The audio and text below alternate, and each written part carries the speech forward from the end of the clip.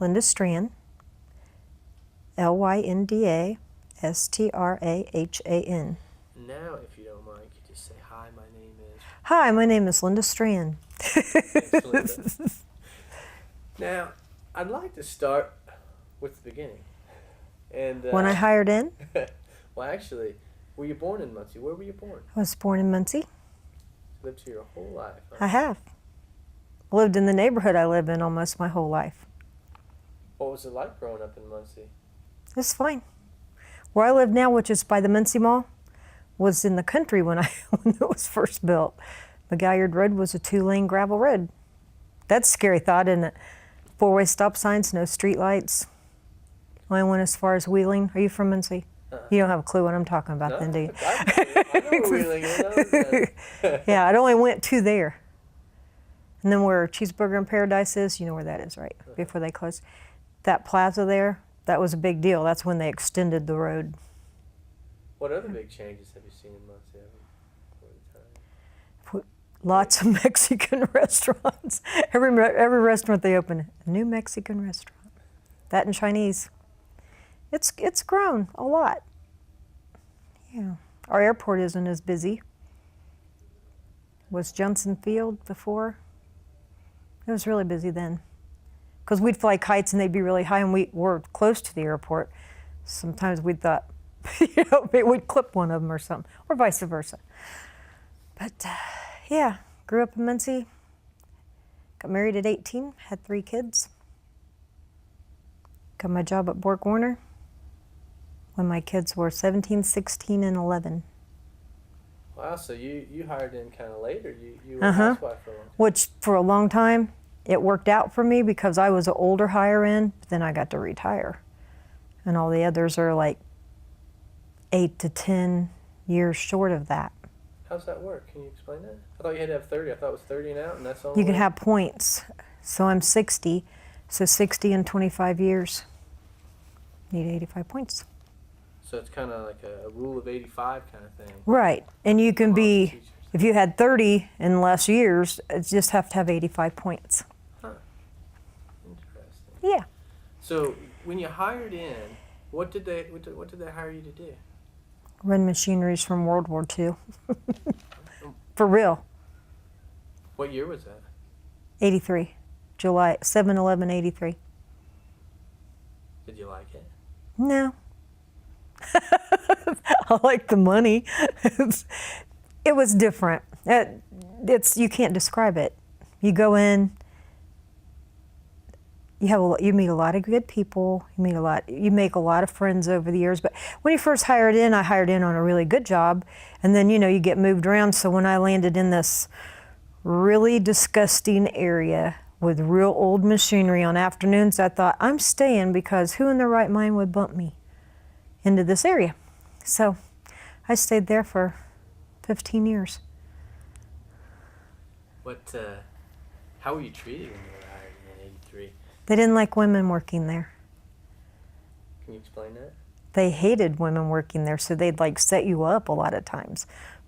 Put you on machines that weren't running, and then you were on a time system, and then it looked like you were messing up. I've got to really watch it. I've been in a factory. It looked like you were really messing around all day, not doing anything. And you didn't know what to do to fix the machine. You're just sitting there waiting. And yeah, they got better. That whole group of guys that felt that way either died or moved on. Some of them stayed. We had 3 that stayed till they had 62 years in there. Can you imagine? No women did that. No. They told me in the front office that I could be out August 1st. I was like, see ya. Bye-bye. Yeah. So what year did you actually retire then? Last year in August. And you had worked on machines the whole time? Mm-hmm. Yep. How did you... Some good, some bad. How did you come to BorgWarner? Did you have family members? I had my ex-mother-in-law worked in the office there, and they were hiring. And I asked her, I said, is there any way you can get me an application? Because I was laid off from my other job. I said, my unemployment's running out. And so I got in that way. Did she help you? She just got me the application. Didn't put a word in, didn't pull some strings, anything like that? No. They hired anybody then, okay? It wasn't like they didn't go, you are special, we want you. No, it was like you filled out the application, they took 30, 40 at a time, and you were in. Now, there was a girl that worked in the office that started selling applications. She eventually got caught. You know, give me $150, I'll give you an application. But I wasn't in on that one. Not you admit, huh? No. No. What were some of the good and bad aspects when thinking back on work that just come to mind of working at BorgWarner? The good was we used to have fun. When we first hired in, you had to make the best of it, because it wasn't a pleasant place to be, and in the summer, really not pleasant. Kind of like his house now. No air, 120 degrees in there. But I worked in a back building that they tore down eventually, and it at least it was a lot cooler than the front building because it had cross ventilation. But, you know, there's things like, you know, you'd be going to work and everybody was sick and we all got arsenic poisoning. Then we found out they had a acid dip tank that had a leak, and we were breathing that stuff forever. It's like, I always tell my kids, if I die early, you have them check me for everything. Because they weren't very careful about a lot of that. But on afternoon shift, you go in and it was ungodly hot for the first 2 hours, then it'd be better. But it was okay. You met a lot of good people. Some people, like, you're still seeing, you're like, oh, I forgot about, you know, whoa, I forgot about them. But, and the good part was the money. Really, there weren't a lot of bad parts. I get along with just about anybody. Then you go home and go, because you do work with some people that drive you crazy. That just, everybody say, how can you stand working with him? It's like, oh, I just ignore him. Then after a while, it's like, okay, I'm moving on. I'm moving on down the road here. But no, I worked in the same building for all those years and then got reduced to another building that didn't have the white water. Did Laura tell you about that? The white water smell. Oh, it still smells that way in there, and they haven't had the machines on forever. It's just a real horrible, you'd go home, if you didn't take a shower, you would wake yourself up in the middle of the night. You'd be like, whew, really strong smell. And it got reduced to a department that had no white water, just oil. And I signed to stay there, and boy, was I not liked there, because it was an all-male department. And that's when we ran on the point system of, they ran 150, you had to run 150% in order to stay on the group, and they ran 200%. Because they're guys. They did not like me. I'd go to the bathroom and I could see, the bathrooms are upstairs, and I could see from the bathroom, I'd watch them, they'd run over and check my piece count. So I started zeroing it out, like occasionally, so it looked like I was way behind. It was a mind game I got to play. Because they were all like, oh, you're going to be on our group? I said, or not. I was good with 150% and not being on their group. That was fine. That way I didn't have them hanging over my shoulder.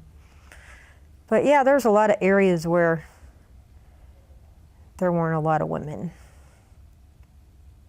Then you go on break and they're like, oh God, they're coming in. Here they come. It's like, whatever. I'm not looking for a husband. Please feel free to relax. Been there, done that. But no. Getting reduced to different departments that you didn't know anything about, and instruction there was very lacking. There may be like 6 machines they expect you to run, and they walk up and here's how you do it, and walk away, and you're like, oh my God. Now what am I going to do? So usually if I landed in a department that I liked, I signed to stay there, then I knew the machines well, and I got to be the instructor. I didn't do it really fast. I'd stay with them a little while longer. But yeah, it was good. It went fast though, 25 years. I hated the parking lot.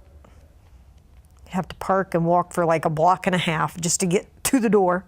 And then the time clock was back the other way. So kind of like, can they just make a door right here? I want them to come up with a thing where your car will clock you in when you pass the gate. That way you didn't have to worry about it.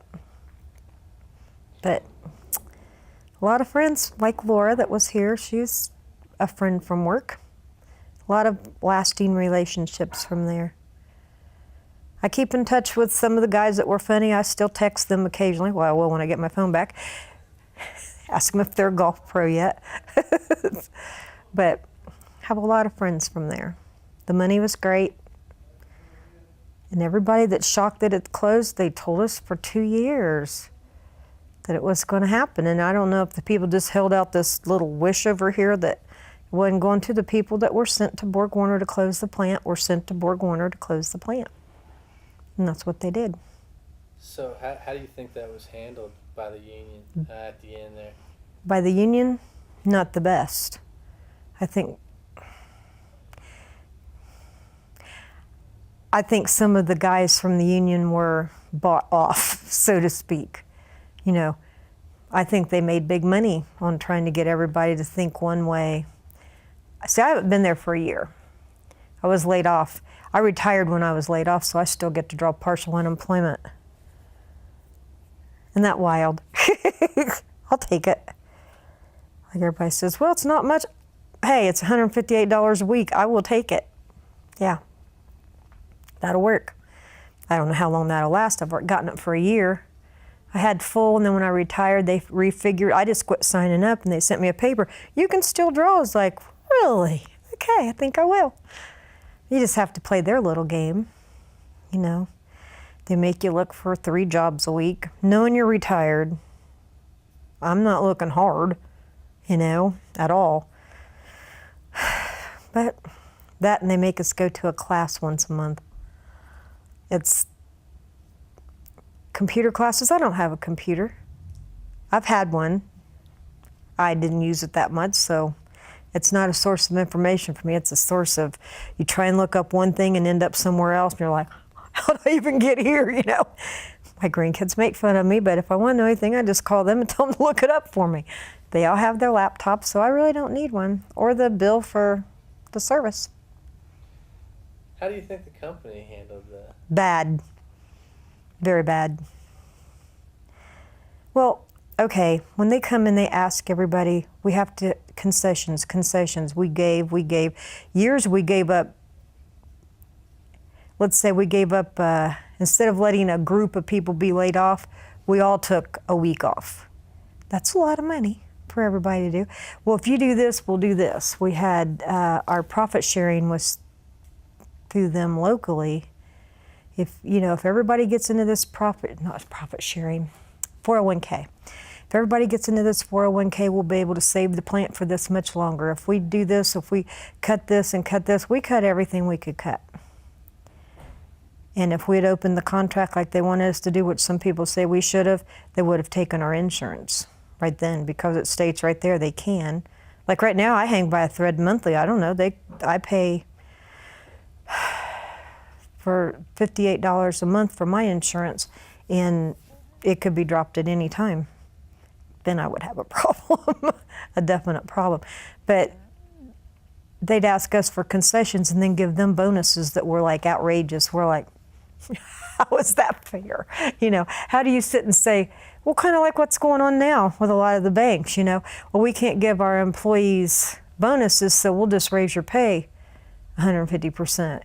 How fair is that? I don't think they were fair. I usually couldn't stay awake at most of their meetings. I worked midnights the majority of the time, and they'd have the meetings at the end of the shift. You'd be sitting there, you know, everybody goes, but the big wigs in your guy, I'm so sorry. I'd have to stand up and pace to stay awake, because they come in and they tell you, when we got the first, where they come in and they gave us a, what do they call that? It's a rating that they give everybody. Oh, we'll all be able to retire. We've got that rating. We'll all be able to retire from here, which for me it worked out. I had to retire early and take a cut. I don't get full benefits, but it's retire or what? Still not working. So this way at least I have some income coming in a month. But a lot of people are like, they stayed in there till the end, and the ones that were in the building when they closed have no insurance. But they do get that money, but not nearly enough, I wouldn't think. Everybody says, oh, you should have stayed. No. I got out when I should have. I got out when I could. It worked for me.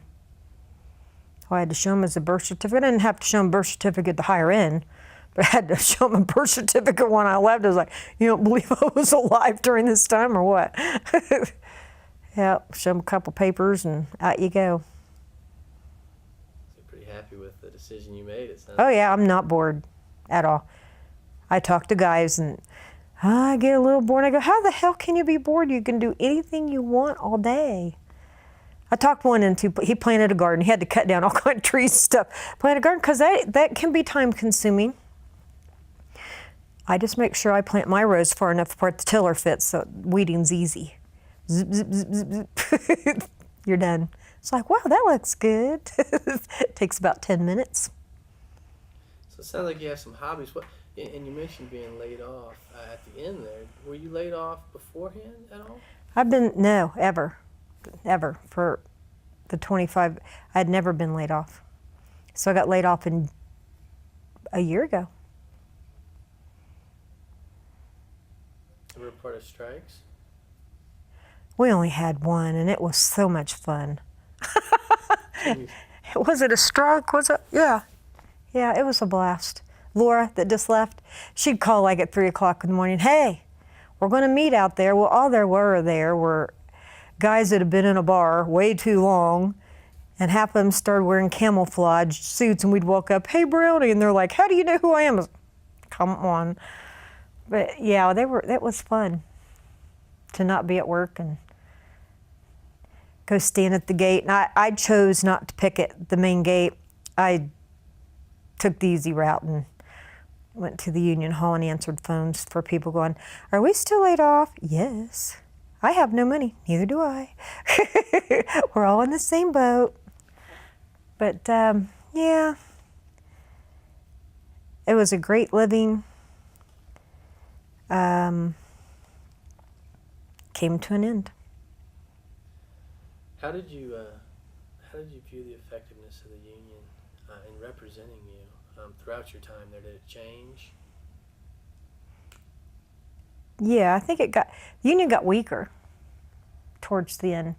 Because it used to be when we first hired in, I mean, you could go to the union with a problem and they would get back with you. Then towards then, it's like, depending who your representatives were of your department, sometimes you'd get with them and keep checking back. Then you forgot what you went to them for. You know, it had been long enough. But I thought the union got weaker or bought off. I don't know which. I think the guys that got in there were younger. A lot of them were hotheads. And I just don't think they were, not like when I hired in. When I hired in, I couldn't even tell you the guy's name now. The president of the union, I mean, if you were part of the union, if you had a problem, they represented you well. Which is probably a good thing. Like, I'm glad I don't have to truly look for another job because I would probably be fired in my first week at most of them. Because you just learn to like let it go. You have the thought, let it go. And yeah. And like I told you on the phone, in hot weather, you go hang out in the foreman's office going, you know, I think I had a problem, but give me about 5 minutes and I'll think about it. But overall, most of the supervisors I had were great. All of them were younger than me. I don't think I ever had a supervisor older than me. Which always reminded me of like working for my kids or something, and you knew how to kind of play their game a little bit. That's it.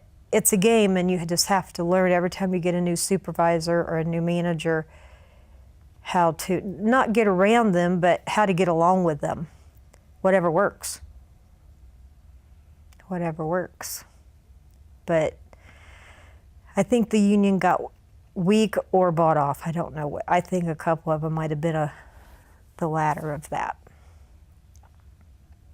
Do you feel like the union treated you any differently as a woman You mentioned some of the guys on the shop floor kind of treating you differently. Do you feel like the union itself, the representatives of the union, treated you differently?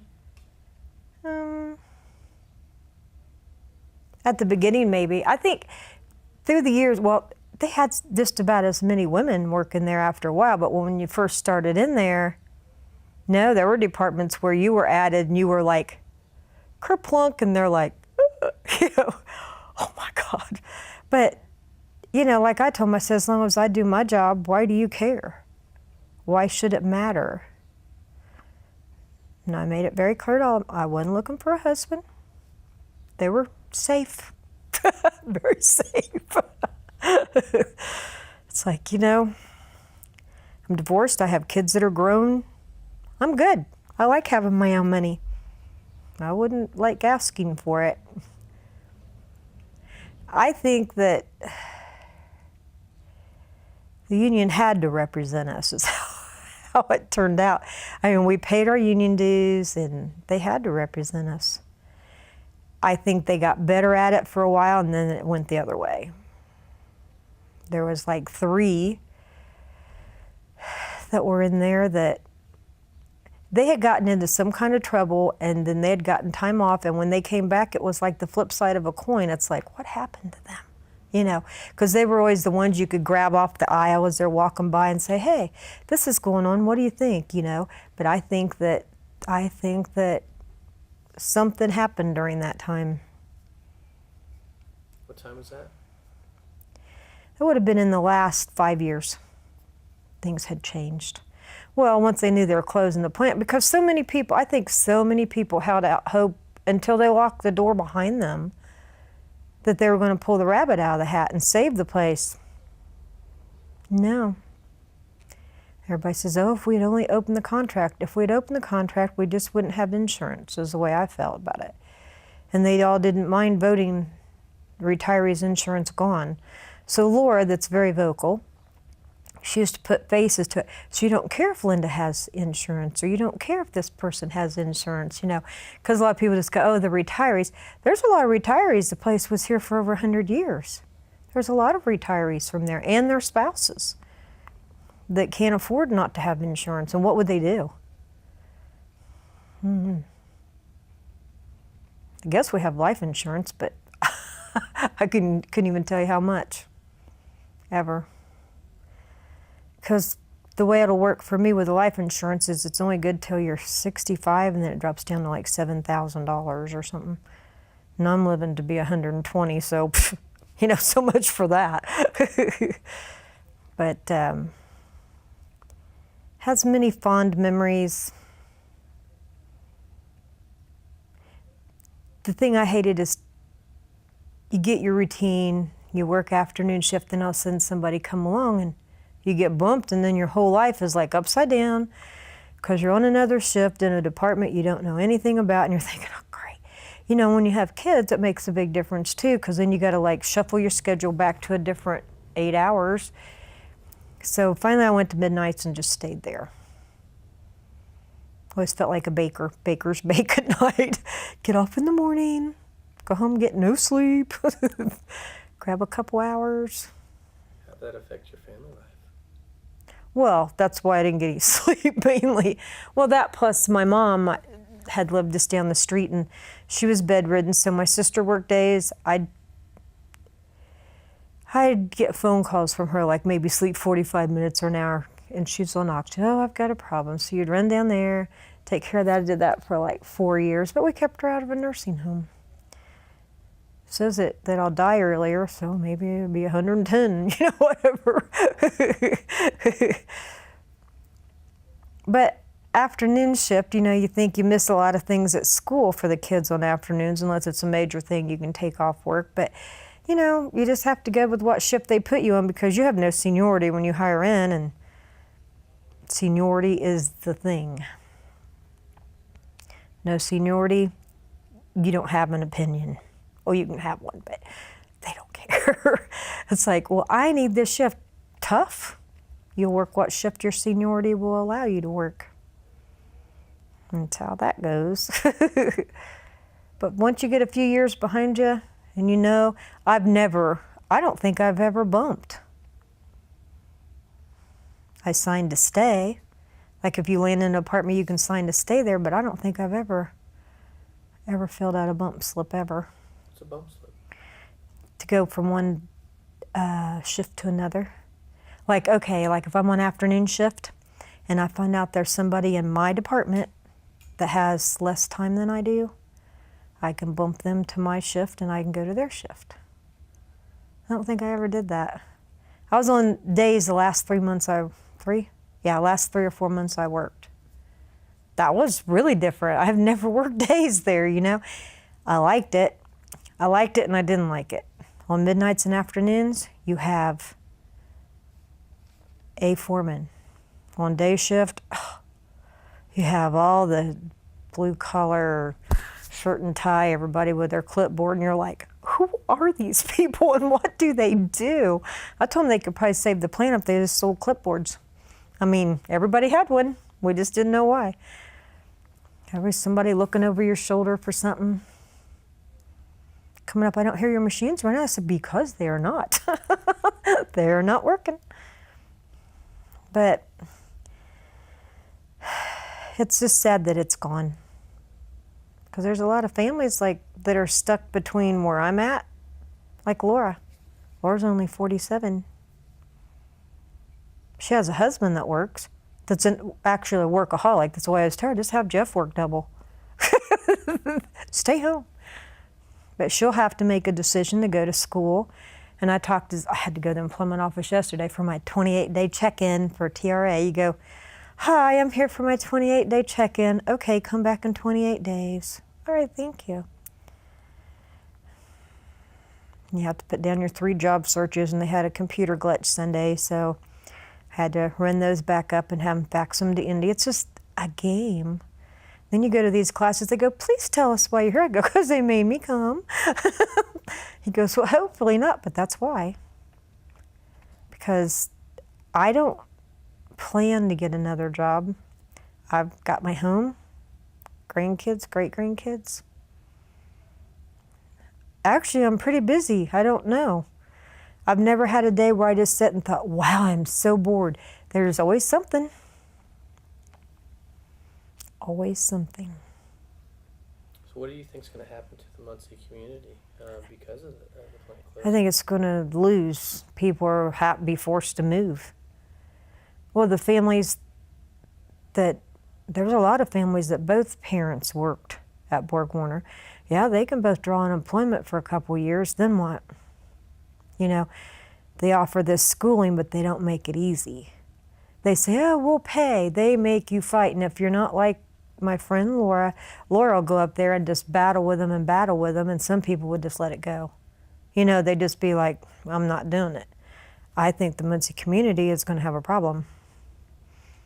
It seemed like they would already. Where's people working? Where are there any jobs that aren't minimum wage, you know? Go to a drive-up. You have somebody older than me hand you your food, and I was like, I so don't want to have to do that, you know? And I'm not demeaning their jobs. I'm saying that make $26 an hour, and then you go to making $6 or whatever. Yeah, that'd be hard. I think the Muncie community, of course, they're in a crunch too because they got left in a mess. When McShirley took over, she didn't make the mess. Cannon made the mess. God knows I'm not a Republican, but I did vote for her because Cannon he would have done the same, I mean, the one running against her, he would have done the same thing Cannon did for years. Borrow, borrow, borrow, borrow. Never pay back, leave it in a mess. Yep. So I think actually she's doing a good job. Everybody complains, but if there's no money, there's no money. So I keep telling my grandkids now, I don't have the money I had before. So I got little ones that are doing things, so you're just broke, right? And I go, pretty much. That works for you. I'm just broke. So yeah, I've had a tricky time learning to live on one check a month because I usually had that much coming in weekly, you know? And so the 1 check a month, that's still a challenge for me.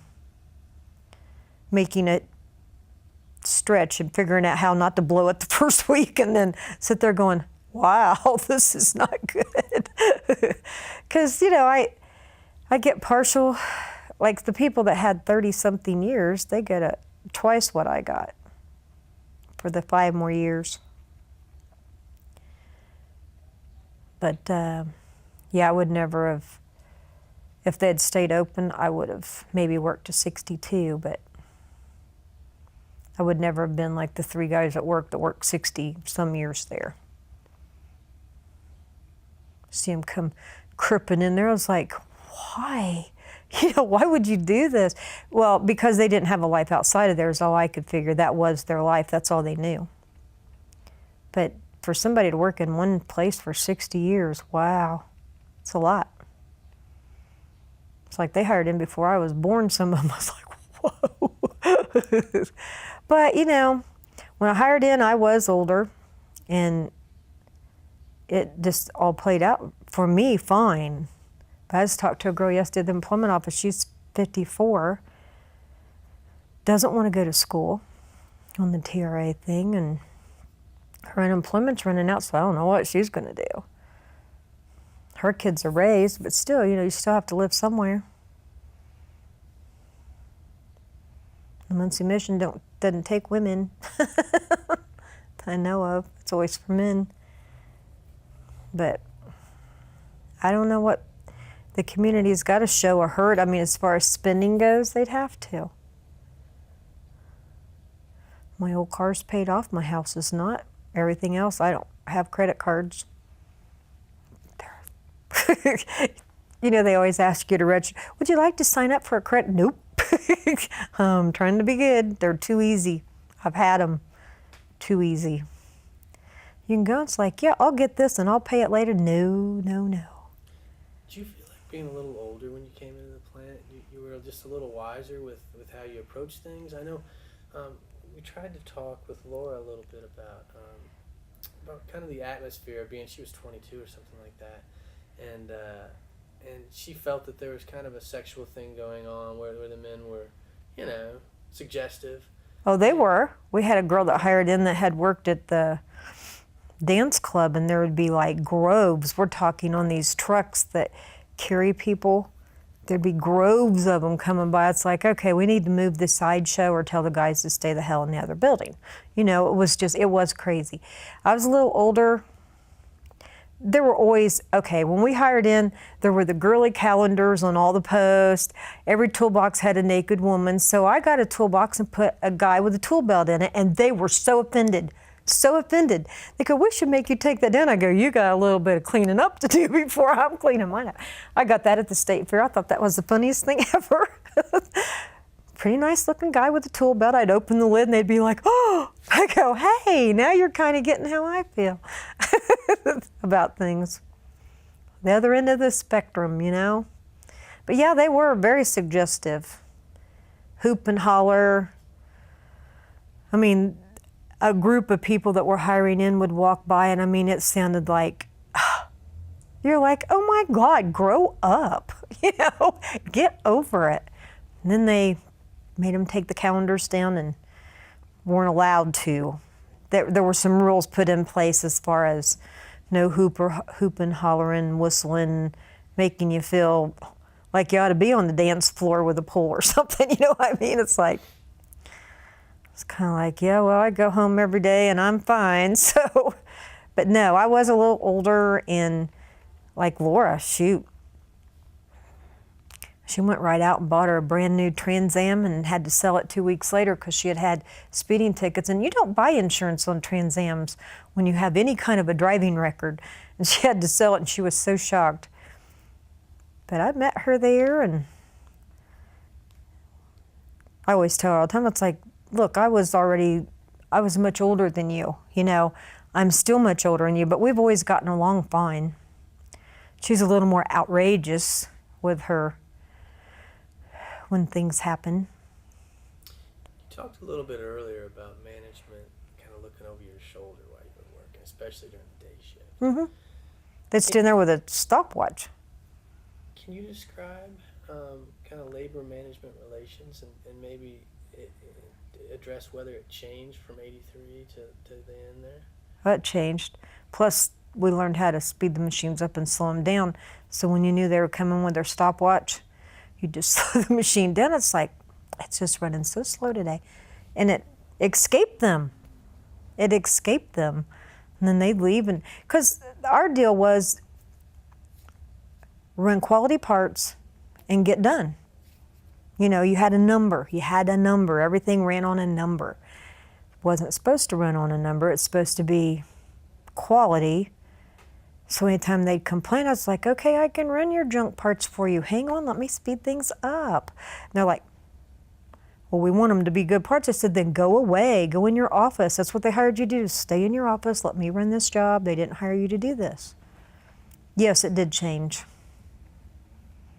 It was all about numbers. When we first hired in, well, we were on the incentive system then. The lights, if your machine had a problem, they'd key you down, and that didn't go against you, but you had to figure everything up and how many parts you were supposed to run an hour, and if you were down an hour, you had to subtract that many and still try to make it up. And it was a crazy system. Then they got rid of that and went into the focus factory part where we were owner operators, which I never figured that out. How the hell I had anything to do with owning that? When they sold all the machines, they didn't say, and here's your part.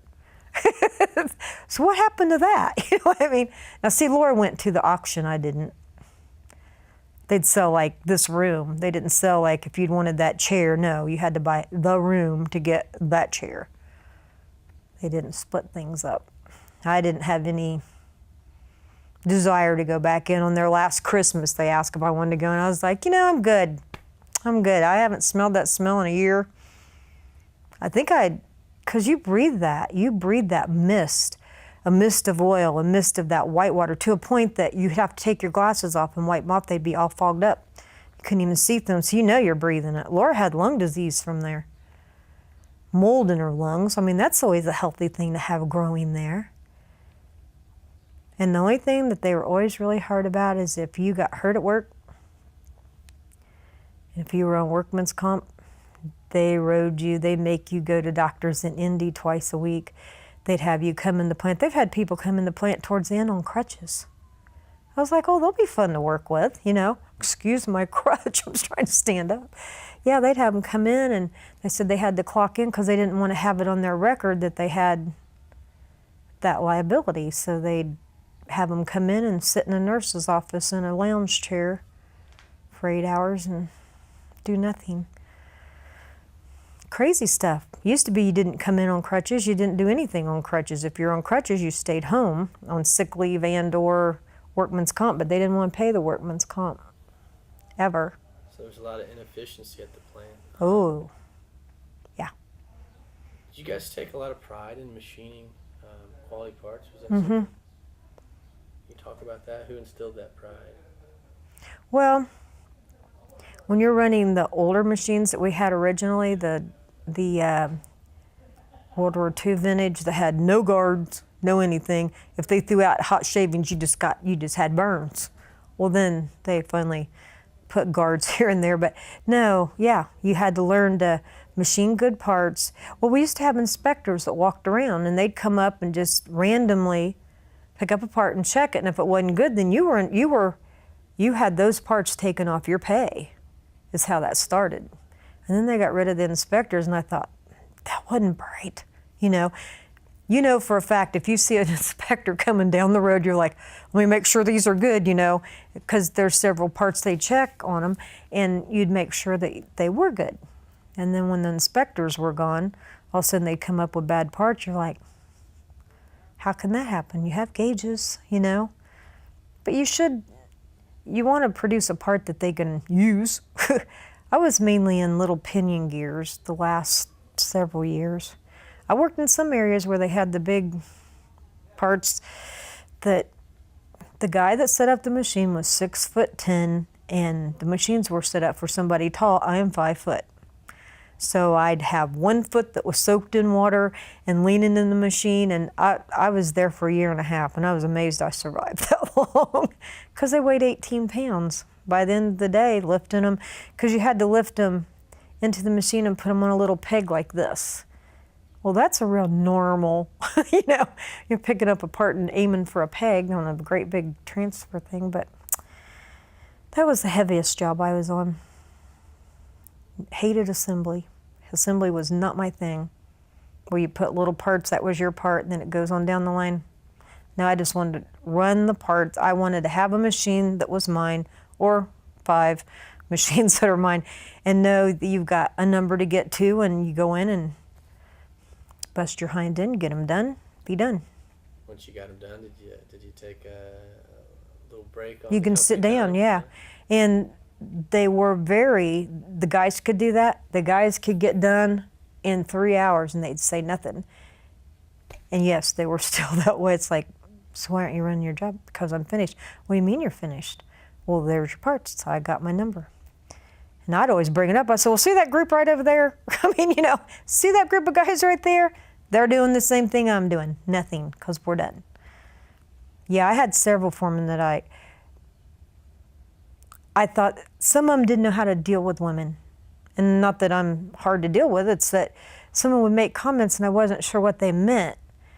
Like, Laura was on my way to the ladies' bathroom. I'd stop and chat with her for a second and then go back. He goes, you need to get over on your job. I go, you need to graduate to somebody else's hind end besides mine. He'd be like, oh. Like one of the guys that's standing over there, because they never said anything to guys, but they always did women. I had a few clashes. Do you feel like there's a double standard in that? There will always be a double standard. You'd see guys over there asleep on the picnic table, and it's like, what is this? What is this, actually? So the number was completely it. It wasn't working 8 hours. It was once you hit your number, you were really allowed to just... Right. Mm-hmm. I'm interested in the bump system that you talked about. Did that create animosity between workers? Like when you bump somebody? Yeah, it could. But what I try to do, okay, I said I never bumped. I think that I did switch shifts one time, and we warned them. Okay, if somebody, let's say 5 years younger than you goes to days, you know for a fact that you are not going to be there longer than 1 week, if that. You know you're not going to because you know somebody in that plant because it's free reign. Everybody looks at the sheet of where everybody is and their clock number. You're like, oh yeah, that one won't be there. So if 5 people bumped, whoever has the highest seniority number goes to days. Mm-hmm. Oh yeah, it could. I got bumped from days to afternoons when I first hired in, and I'd only been there 3 months, and I was crushed. I was like, oh, but I liked my other job, and blah, blah, blah. They go, get over it, it's not changing. I was like, oh, good to know. So whining will not help. It's like, this is where you're at, this is where you're going to stay. Okay, good to know. Yes, it could cause great animosity. Especially if you knew you were on what they call the bubble and you knew that you were in a position of a job. Some jobs are very good there and some jobs are very bad there. And what I never got is when I worked, I'd be on some jobs that the parts weighed 28 pounds and then there'd be some big burly bodybuilder sitting over here on a chair stacking little things. I was like, how the hell does this figure, Seniority. But I ended up, when I first went through there on a tour, I saw the little pinion gears. And mainly, most of the time I ran this machine where you put 7 gears in a tray and this little thing comes through and smooths the inside of it out. And it has to be kept at a certain micro. I ran that mainly and learned a lot about it. When skilled trades would come, I'd watch what they did because if I could do something to fix it myself and not have to wait hours for them, I would just do it. So I'd watch exactly what they do, and usually I was very knowledgeable about my machines. I'd call down and say, okay, last time you were here and it did this, it's the same exact thing, so you push that button right there on the inside of the cabinet, Because some skilled trades, you see them coming and you know your day is done. And to be stuck in there for 8 hours and sit around, or then put you on some other machine you don't know anything about, not good. Time goes really slow. I'd just rather have the machine. Like I always told the foreman, I go, look, fix it. If you fix it, I can run it. So don't be looking at me like I'm the frog. You're the one that didn't fix it. Yeah, there is. But the bump system, what was really weird, okay, they would, let's say, a big assembly area. let's say 100 and some people. They would take it completely off on afternoon shift. So you knew for the next 3 weeks it was going to be hell, because all those people, where they landed, they had to stay where they were at for a week, at least a week, maybe 2. And then they would look at the list of everybody younger than them on the other shifts and say, I'm bumping them. So it was just like this free-for-all. They'd bump, then the person that landed there, they'd look at the list and think, well, they're younger than me, I can go back to this shift. They'd bump. So it was just like a spaghetti bowl for like 3 weeks. It was a mess. Then they'd say, I think we'll call them back, and be like, oh, you know. And so there's a lot of people on machines that know nothing. They get put in areas, and that's when a lot of bad parts were run. Never, ever did they ever have sufficient people to show you what to do. Who developed this seniority system? Union, I'm sure.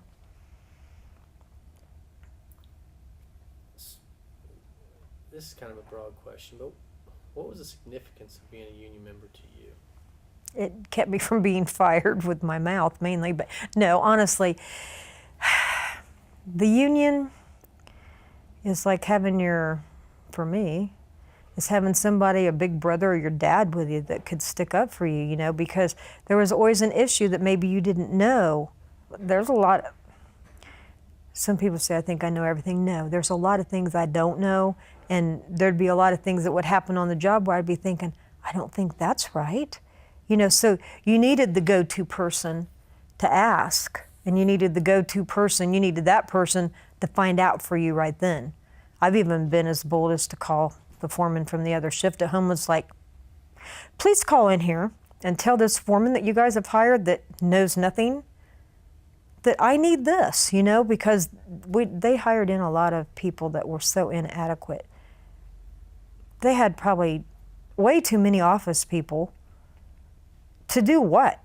You know, we're running the machine, we turn in our piece count at the end of the day. I didn't even know what they were there for. But the union, like, had your back, so to speak. Well, when it came right down to it, I guess. And if you had a good union representative, you felt good about that. If you didn't, you're like, you know, oops, what's going to happen now? But the union, we always paid our union dues. We're all supposed to be brothers and sisters. And I say supposed to be because some of them just weren't. But being union strong, like I said, I thought that when we had the strike, that was just wild. Because I think it lasted, I don't even know how long it lasted now, 3 weeks maybe? And it was just crazy because we were new. And we didn't know what to do. We came to work at 11:30. What was it? We came to work and we knew that they were supposed to make the announcement at midnight. And so we were only there a half hour, and we asked our foreman that didn't know anything either. It was like, well, what do we do as being, because we were still probationary. When we first hired in, you're listed as probationary for, oh Lord, when we hired in, I think it was the first year and a half, you were probationary, which meant you had no rights, no say-so, less pay. We were hired in at a much lesser pay scale, and then had to work up. And then I think they got rid of all that. Then people just hired in. And I thought, oh, you know, because we hired in, I think it was like 11 or 12 an hour. And then each couple months it would go up a little, work your way up. I don't know who thought that up. I didn't think it was a good thing, because you're working elbow to elbow with somebody that's making $26 an hour and you're making 10 or 11. You're like, how's that fair, you know? And it wasn't fair. There was a whole lot of not fair, but it all worked out. And if you were in an area that was really hostile, move. You know, figure out where you can go. First time I went to midnights, oh, I thought I was going to die. How does anybody work midnights? But then you kind of pick up a thing for it, where that way I was available at home to deal with my mom and deal with my kids and catch a nap before I went to work and survive. But there were several hostile areas there, where just because you were a woman.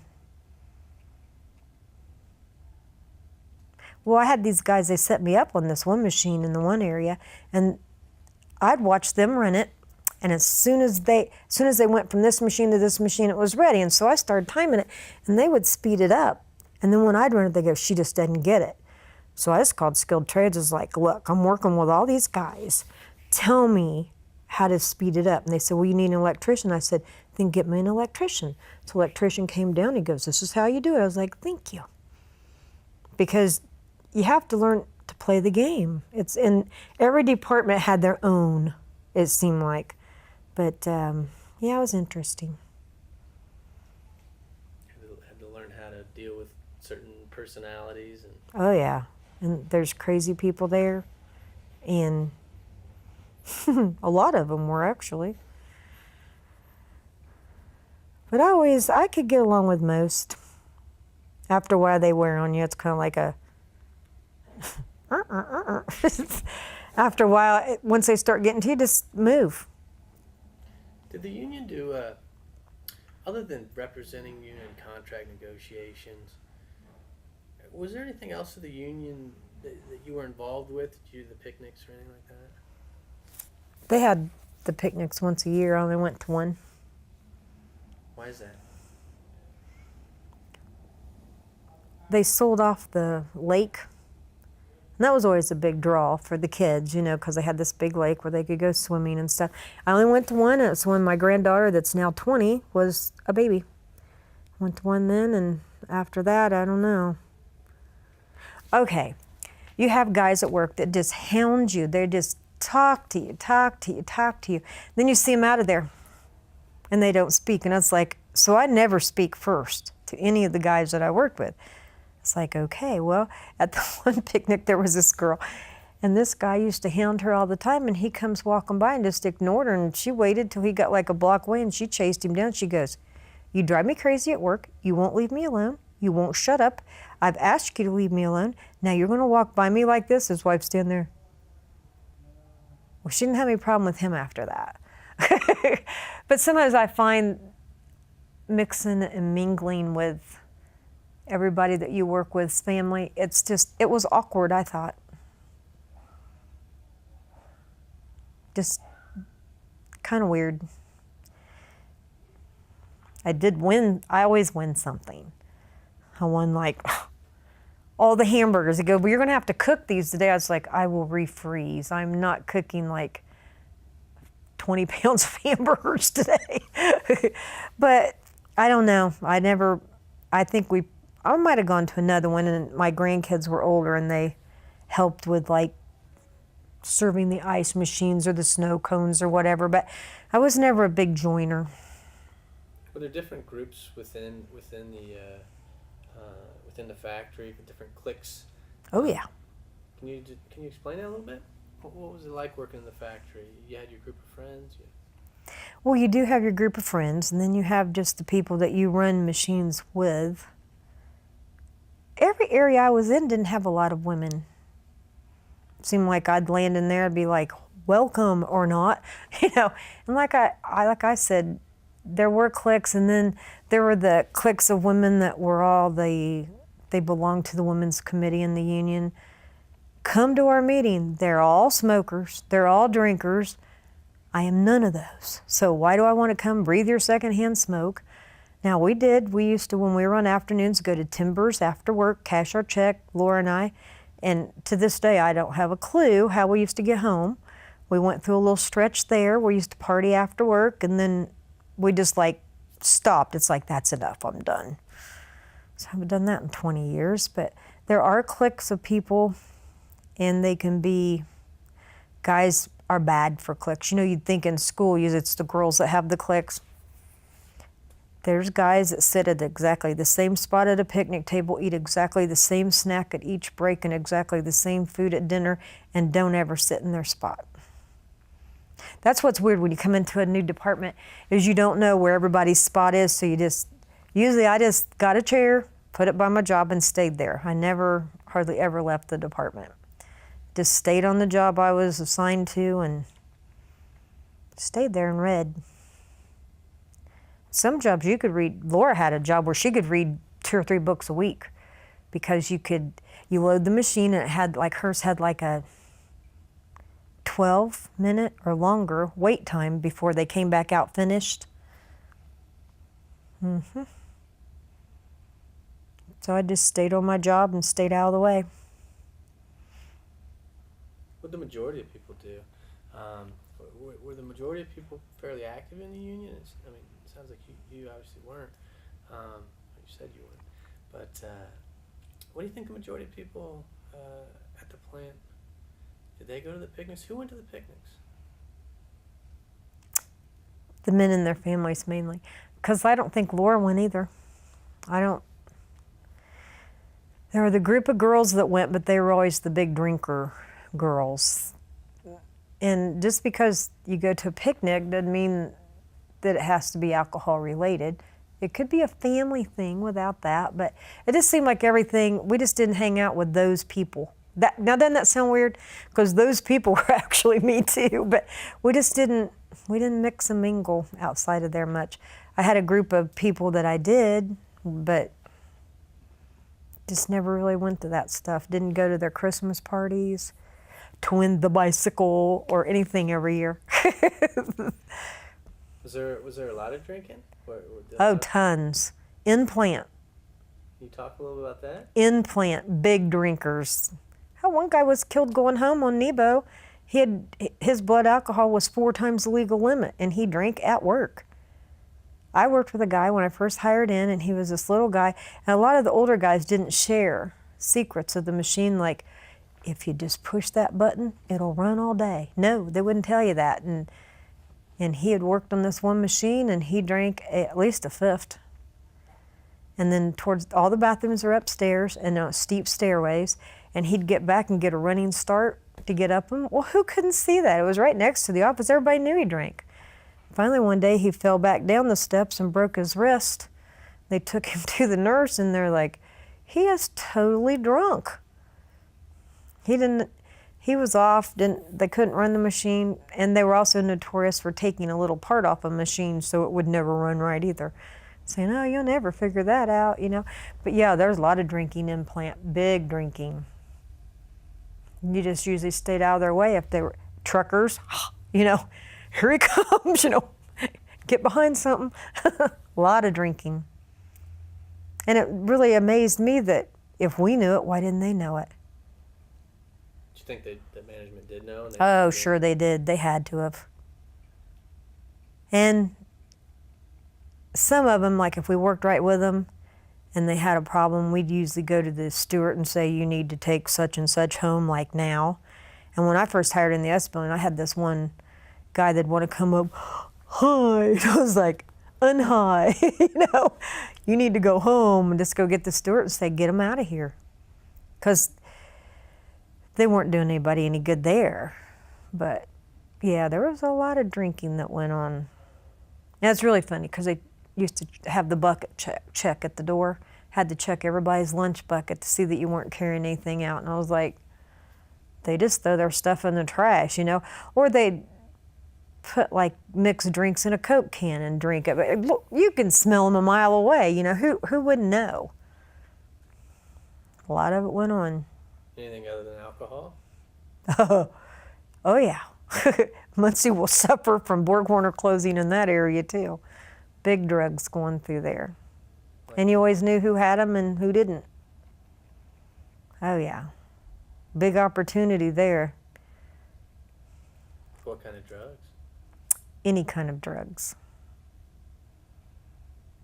Any kind of drugs.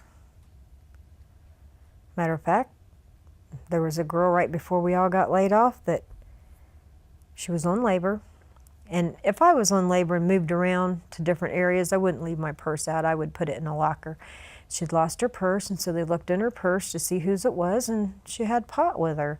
And they gave her some time off, but then like she said, I wasn't using it here, so you were in my there's all kind of legal aspects there. But oh yeah, anything was sold there. And made there. Guys make parts for their boats and bring in guns that needed this filed down. I mean, all kind of stuff went on. All kind of stuff went on. And you just know where to not hang out. It's kind of like in school. Isn't that weird that could be associated? But in school, there's the area over here where you don't go there. Stay away from there, stay away from here. But there were times when they were so busy, we could work 12 hours a day. We could work 16 hours a day if we wanted. You could actually go home from work, and if you weren't tired and if you weren't able to sleep, you could go right back to work and they'd put you to work. You could work any amount of hours you wanted, double Saturday and Sunday, 12-hour days. I did that for like 6 months. That takes the fun out of family because you're never there. And the little bit of time you are there, you have to get a couple hours sleep. And then in between shifts, go out back in the trains that come by every 12 minutes. Everybody try and sit out back because it's cooler. And nap. A lot of sleep went on at work. I could sleep 12-minute break, wake right up, feel great. Some people can't, but you learn to do it. And then you have to make yourself quit doing that because on midnights, you'll go home and you'll sleep that way too. Be in a deep sleep for just, you look at the clock, you're like, oh no, it's only been a half hour. But it's a bad habit to get into. Now, since I've been off work, I've gone through all 3 shifts. Sometimes I can't. I'll wake up so early. I'll wake up at 3 o'clock in the morning and be awake. And other times I'll sleep in a little bit. Sleeping in means getting up at 7. And it shoves it down. I had a vacuum system like here that sucked the oil off. A guy used to stand there with a joint in his mouth and smoke it while he was working. And we'd be like, hello?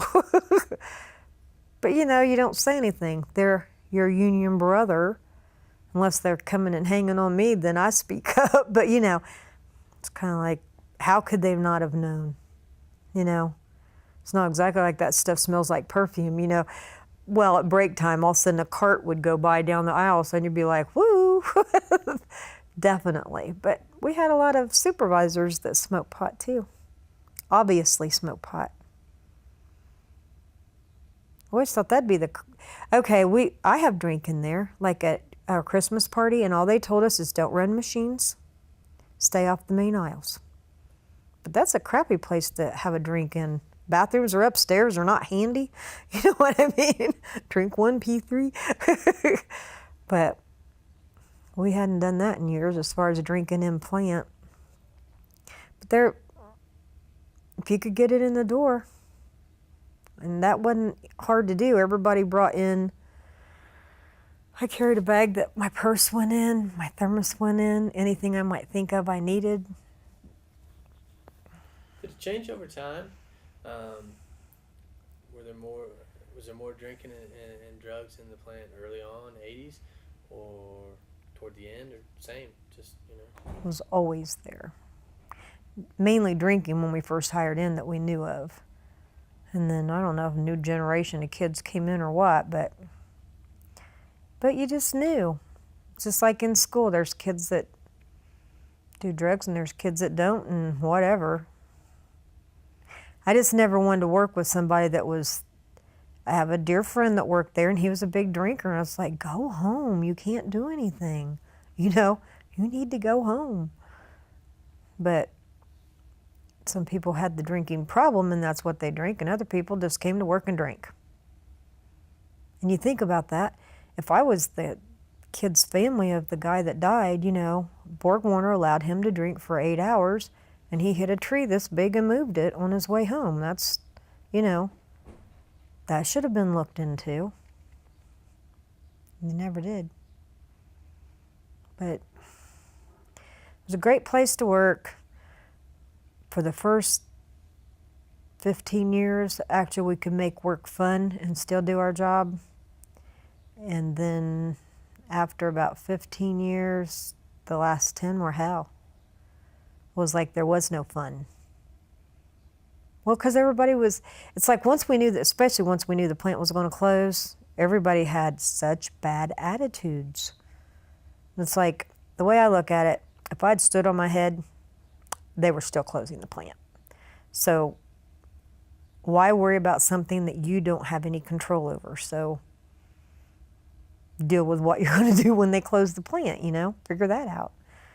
Because they didn't ask me if they could.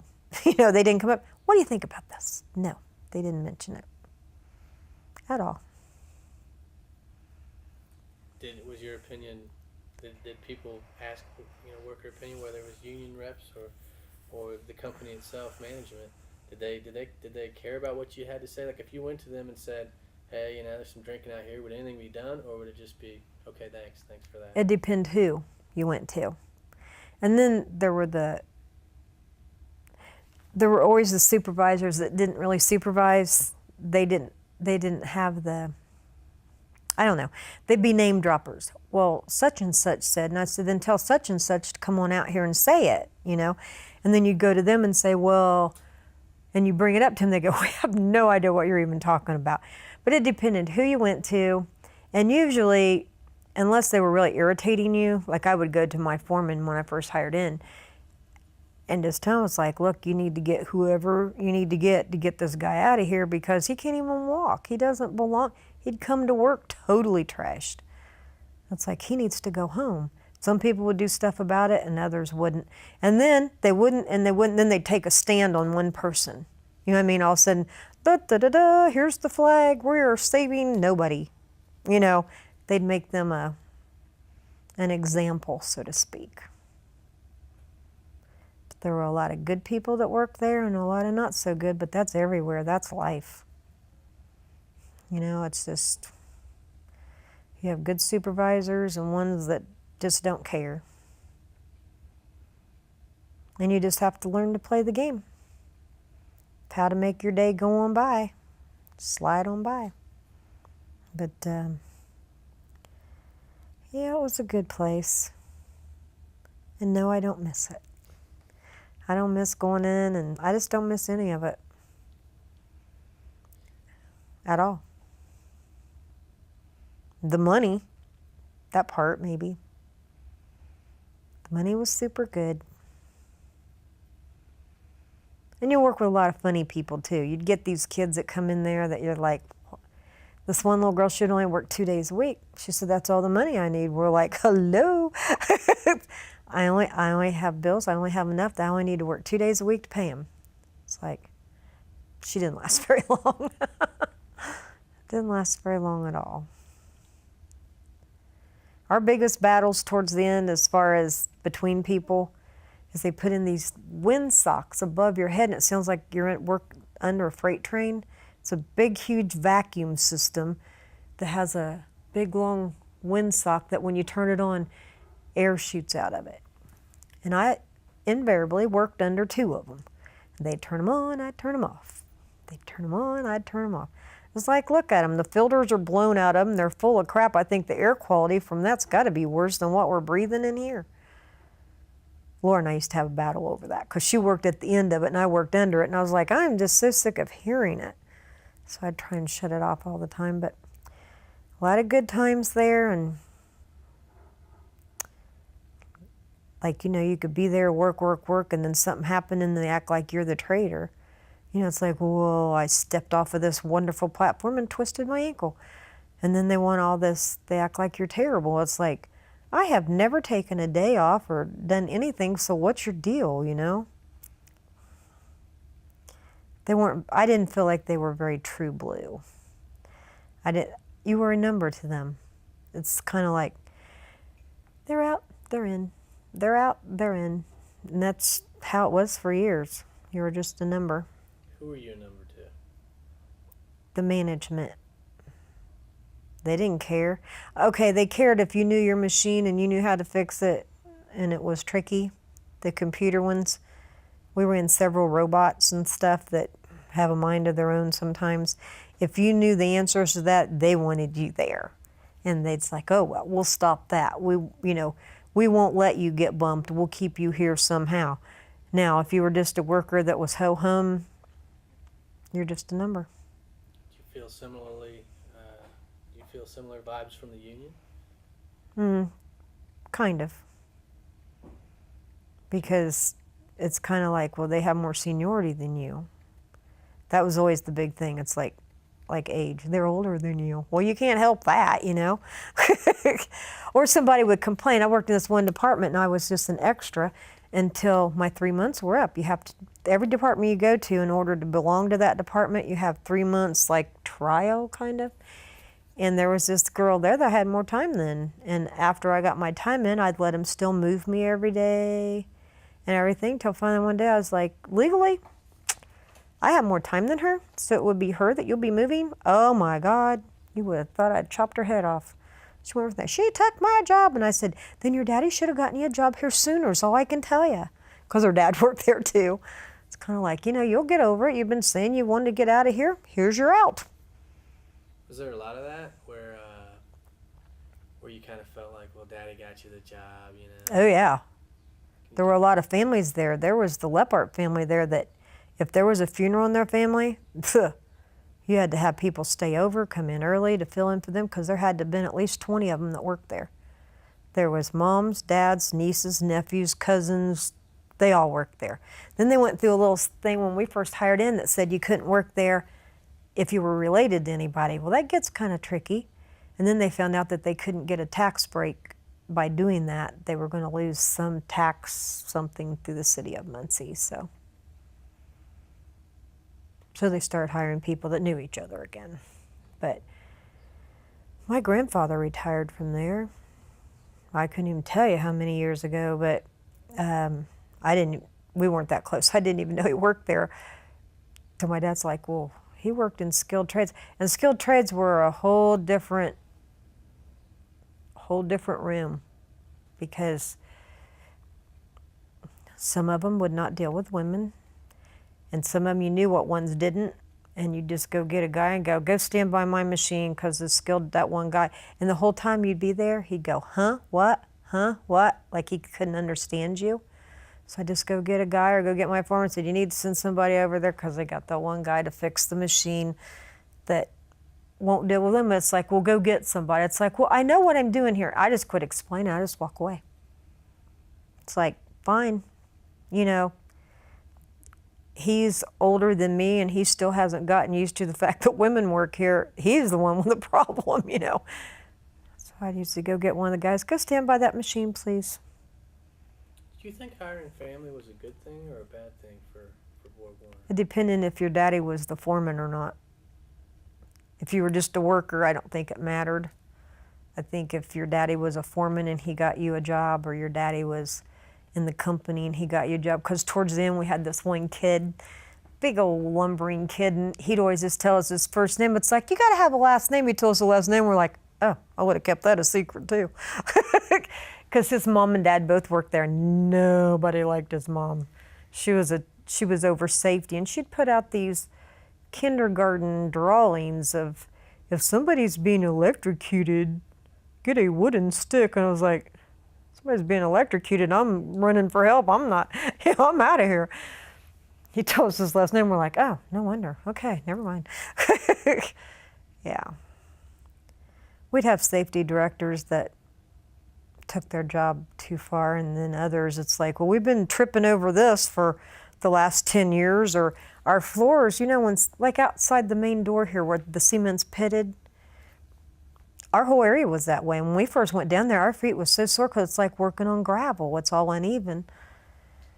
So we made them cover it eventually. I mean, to get something done, they always say, did you go through the chain of events? Did you go up the ladder? No, because I didn't have the years to wait. I went to the top and get stuff done. You find out who you can go to that will handle it. That's part of the game you were talking about, right? Yep. Don't start down here and then to here and then to here and then to here. Just go to the top, deal with it from there. And then they come out, well, for instance, our stairway, the light above it had been burnt out for a year. So you're coming out on a black platform and going down a steep metal stairway. Finally, we waited till they were having a tour and showing how great everything was. We're like, excuse us, could you come with me for a minute? We take them up the step. That light has been burnt out for a year. And they're like, whoa, it was fixed that day. That, or have something that leaks on the floor and you mop it up and it keeps leaking. Finally, you wait till you finally find a foreman. It's like, okay, I've dealt with this and dealt with this. Can you please fix it? And they'd have it fixed. But it's like they wait to a point where you're like, before they do anything. Or I always like to go to the what they call higher ups when they'd visit, and just stop them in the aisle and chat for a little bit, and then watch all the foremans. What were you telling them? I go, oh, that what, our gauge hasn't worked in a year, that one, or this hasn't worked in a year, or something like that. And they'd be like, you didn't tell them that. And I was like, but I could have, you know. We did bring that up at several of the meetings, have something down there, go, oh, run it anyway. And it's like, they used to make us put our clock number on a whole cargo container of parts that says that we'd checked all the parts and they were good. Well, we'd come in from a shift and the cargo container would be half full. And I'm not going to say that they're all good. I don't know. So I refused to put my number on it, and the foreman told me I absolutely had to. So I found out what his clock number was, and I started putting his on it. He didn't catch that for a year. Wow, that was a big day. He was so mad. I was like, you needed a clock number? He says, well, I don't know if they're good. And I go, now you're in the same boat I was in, so how's that feel, you know? I just started putting his clock number on it. It says, I certify that all the parts in this cargo container are good parts. They've all been checked, blah, blah, blah. I said, I am so not putting mine on it. Yeah, he and I would. It was interesting. But you just have to learn to play the game. It seems like inefficiency was kind of built into the system. It always was. It always was. And if you could figure out how to make it work, it was usually you that figured out how to make it work. We used to have these oil lines that ran off the back of a machine and dropped down to the floor because there was nothing to support them. So we had these metal pans there, and I'd stacked 4 of them up to support it. Everybody says, why did you do that? And I was like, it needed help. Nobody was fixing it. It worked. Whatever works. But I ran jobs that cut gears and jobs that smoothed out the inside of little gears. They'd fit on your fingers, little pinion gears. And then they come up, I think those need brushed. I said, well, we've been running them for 25 years and they've never need brushed yet, so I think they're good. But it's like an engineer would come up with this, had never been out there. They'd set the machines up. It's like, well, how in the hell are you supposed to get from this point to this point? It's set up backwards. It's not right. And you just go to skilled trades or wait till a weekend when nobody's around. And they had like a platform that was in the way. Get a trucker that will work with you and have them move it out, get rid of it. Out of sight, out of mind. It's like, who moved that? And I was like, don't know. I was here Friday. But that's what you had to do to get stuff done. You had to figure it out yourself and do it yourself. Very little help. Very little help. Lynda, you've given us an interesting view of the of factory life. It's tricky. Is there anything else that we haven't touched on? You know, at the end here, I don't have any more questions really for today. Well, they got rid of our nurse, so we didn't need one anymore. So if you got hurt at work, you go to your high. I mean, I've seen a girl get her finger cut off, guy get the end of his finger cut off. Everybody's pretty calm about that too, you know. Kind of like, look what I did, and I go, that's not good. That is not good. Part of the job, huh? Yeah. Something Yeah. you accept? Yeah. And on the job when I first hired in for the first 15 years, all those machines had no guards, and they'd want you to take apart and hold it up against this little spinning thing that could grab a glove, which that had happened. I was just lucky. I have all mine. A lot of guys don't. A lot of guys don't. I've had close calls before, but I also learned to reach into a machine that could possibly cycle with something. An Allen wrench, a stick, whatever, because it's not going to hurt that. You have to be your own and warn people. Like on a machine, it's like even though it says that it's in manual and it shouldn't cycle, the new computerized machines, it's already been told to cycle, so it will. So don't put your hand in it. Do you feel like the old timers warned you well when you got in there? No, they told us nothing. Kind of like, oh, you did that? Probably shouldn't have done that type of thing. That or they'd have you pick up 5-gallon buckets of oil or coolants and stuff and watch you struggle to dump them in the machine going, yep, that's what you got to do. Why'd they do that, you think?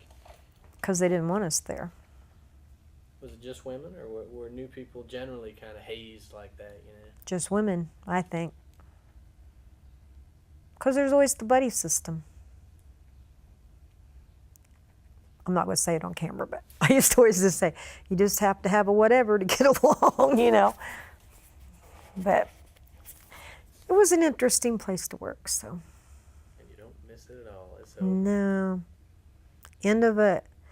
It's sad to see it go for other people that didn't have the opportunity to retire like I did, but I'm good. What do you think about kids in Muncie? I don't know what they're going to do. They've got to bring some jobs back. They've got to do something. Or Muncie's going to be phased. It'll be a ghost town. Look at the houses that are for sale. Oh, wow. Drive through some of the big expensive neighborhoods. I don't live in one. But drive through there. There's a for sale sign, 3 or 4 on every block where people had to leave. What are they paying for those jobs for, you know? There's no Chevy. There's no BorgWarner or Warner Gear. From the time they changed the name, I always thought it was downhill after that. When they do that? Let's see. I'm thinking, I was there for the first 15 years and it was Warner Gear. And then all of a sudden they said, we're going to give it, like everybody did. Like, you get a utility bill. It's like, I don't have AT&T. I've had this for years. And all of a sudden it's like, oh, that is my new phone bill. Okay. They've changed so many names, but it's like, we're going to give it a fresh start. We're going to start calling it BorgWarner. I've never really called it BorgWarner. It was Warner Gear. We used to always say at work because rumors, oh my God, rumors were just amazing. In the S building, it was a much smaller building, like half of the front building, and you could start a rumor yourself when you first got there, and at the end of the day, be in the time clock line and go, really? Are you amazed at that? But rumors were just amazing in there. It's like, did you hear? It's like, wow, really? Yeah. And they'd spread, they'd be wrong. But rumors were pretty interesting. Especially when you started them yourself and you feel how much they grew by the end of the day. It's like, oh, wow.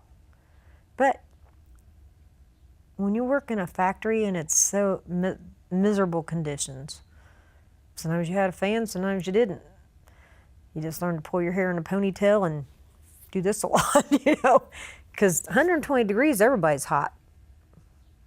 The only thing you can do to cool off is run cold water on your wrist. That cools your blood. And pray that it cools off quick. But we've been poisoned there. We've been called OSHA in a couple times for the air quality. Anytime it's eating the paint off your car, you know what you're breathing is not that great, Oh, wow, we found the acid dip tank. We used to always kid and we go, if we want to do acid, we'll do it on our own time, thank you. Found out the coolant they were using, that's what poisoned everybody. We all had arsenic poisoning. They were supposed to empty it out every weekend, and I told them it would never work there because all they ever did was just add the coolant. It'd evaporate, splash out, add the coolant, and it just kept getting stronger and stronger, and we were all poisoned, the whole building. We just passed a clipboard around, put down your symptoms. Dizziness, sick. Finally, they said, okay, I think so we had OSHA come in and check, and that was it. But I mean, it was like a fight. It seemed like it was a fight to get anything accomplished. So when OSHA came in, they fixed the problem? Mm-hmm. For good, or just put a Band-Aid over it? Everything was Band-Aided there. You didn't have a Band-Aid, you didn't run. It's like, I think it'll work this way. I was like, well, I think that you're crazy and you can run it that way. I think I'll just let you with that great suggestion. But yeah, I was lucky. I was never hurt. What do you think of this Bravini wind, green energy thing that you keep hearing? I don't know if you read the paper. I think it's great. I think that's going to be. Think that's going to work out for Muncie?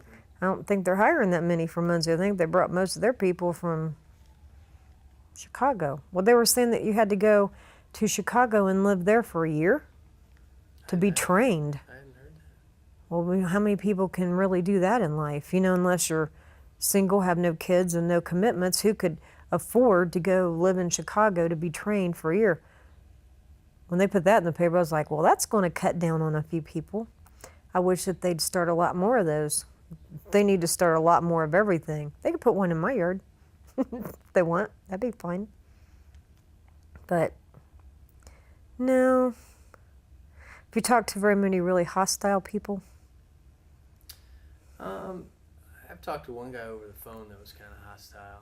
You know, he was really close to retirement, so you know the vote to give up benefits and just to close the plant in general.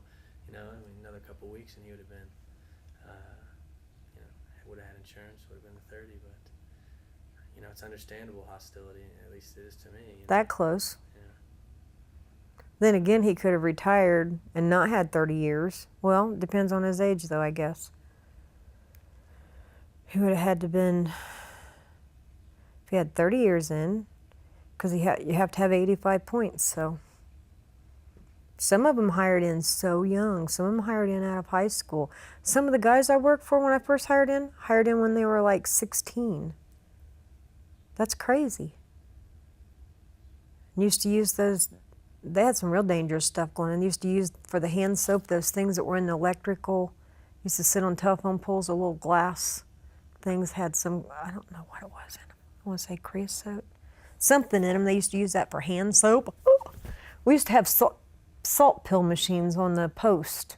I wouldn't have touched them with a 10-foot pole, but you know, now it's like, here, take salt, you know, it's like now they're going, no salt, but because it was always so hot in there. And some of the machines, the tooling on them, you do all that yourself. If you can lift it, you can do it. I've dropped several big things. I don't have a long reach.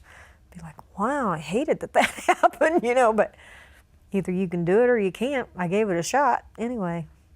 You know, one last thing I wanted to touch on before we end this. First of all, do you have to get out of here? I remember you telling me on the phone that you had a grandson, or? Oh, actually, I do. Can you just end it right now? Yeah, you can ask me real quick. Well, the quick question I had was, you mentioned that people would sometimes take parts out of machines to make them not run. Can you just talk a little bit about that? Was that, you got paid just to sit there basically when you did that? Or what would happen when you were... Oh, they do that like if they were going to be gone so nobody else could run it. Like the guy that was drunk that they gave a month off to. He'd take like a pin out of a machine knowing that he was the main guy that ever ran it, that nobody would be able to run it and figure it out. And why would that be an advantage to him? Because he didn't want anybody to know. See, when we hired in, skilled trades would not let you be around if they fixed a machine. Because they didn't want you to know. It was a secret. You know, they were more needed if you didn't know. Or so they thought. I found out anyway. I had a lot of skilled trades people that were my friends. It's like, show me how to do this and how to get this to do that, you know. And I ran a lot of the machines that were robots and stuff, and people would be standing there like, oh my God, what do you do? And it's like, it's just a certain way. You have to push the buttons and make it do its thing. You have to play its game or lie to it. Make it lie to itself so it'll work. And you figure out how to do it, then you've got the flat feather. You know, it's like everybody else comes out, how do you make it do this? It's like, hang on. But yeah, it was an interesting place though. Well, thank you very much for your time today. Thank you.